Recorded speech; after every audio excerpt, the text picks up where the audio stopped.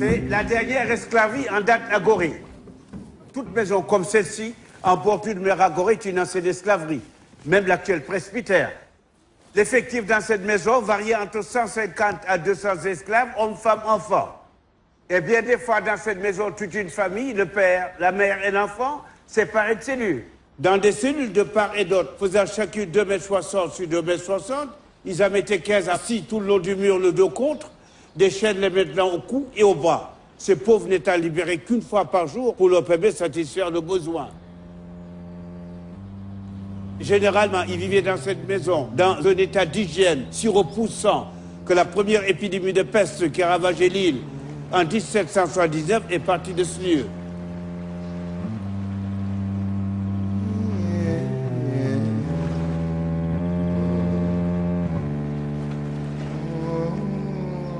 Étrange marché aussi, où la valeur d'un enfant dépendait de sa denture, comme le cheval.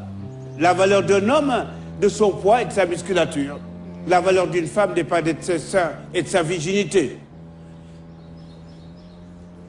Ces esclaves, on les palpait comme du bétail, pour permettre à l'acquéreur aux marchands de discuter sur la valeur musculaire de chacun. Parce que chaque ethnie africaine avait sa cote et sa spécialisation, comme une espèce bovine ou chevaline. Ils partaient de cette île sous des numéros matricules, jamais sous leurs noms africains. Alors à partir de la porte qui donne sur la mer, que nous appelons la porte du voyage sans retour, pour ces esclaves, c'était Dieu l'Afrique. La séparation était totale. Le père sur la Louisiane, aux USA, la mère au Brésil ou Cuba, l'enfant à Haïti ou les Antilles. Et là, vous aurez le type de chaîne que l'esclave avait aux chevilles au moment où il allait aux toilettes. Alors, au milieu de la chaîne, une grosse boule. Une boule que l'esclave était contraint de porter. Et nous avons trouvé enfouie dans cette maison une de ces boules, authentifiée du XVIIIe siècle. Le poids de la boule est de 10,3 kg. Cet anneau d'esclave nous vient de Bordeaux, que nous avons reçu il y a quelques années, des maîtres de maire de Bordeaux, qui en a fait don à la maison esclave du XVIIIe siècle et sa fameuse clé. Voilà, madame, monsieur, on parle beaucoup des camps de concentration juifs que nous respectons en tant qu'Africains. Les camps de concentration juifs n'auront pas duré plus de 12 ans. La traite des Noirs aura duré 3 siècles, de 1536 à 1848. Heureusement, aboli par la France, on ne parle presque jamais de cette traite des Noirs. Eh bien, en tant que conservateur de ce lieu, madame, monsieur, j'en parlerai toute ma vie. Car il faudrait que ce lieu demeure pour les générations futures, afin que l'histoire ne se répète pas. Merci d'être venu.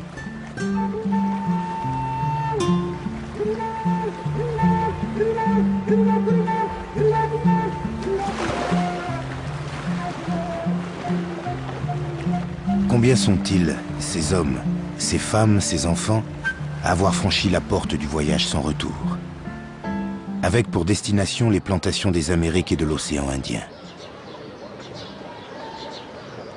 On parle de 11 millions de déportés et de millions d'autres vies sacrifiées.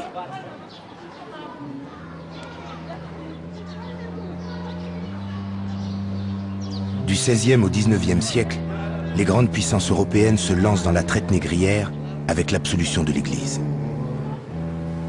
La France occupe un rôle de premier rang. La mer deviendra le tombeau de milliers d'Africains morts sans sépulture.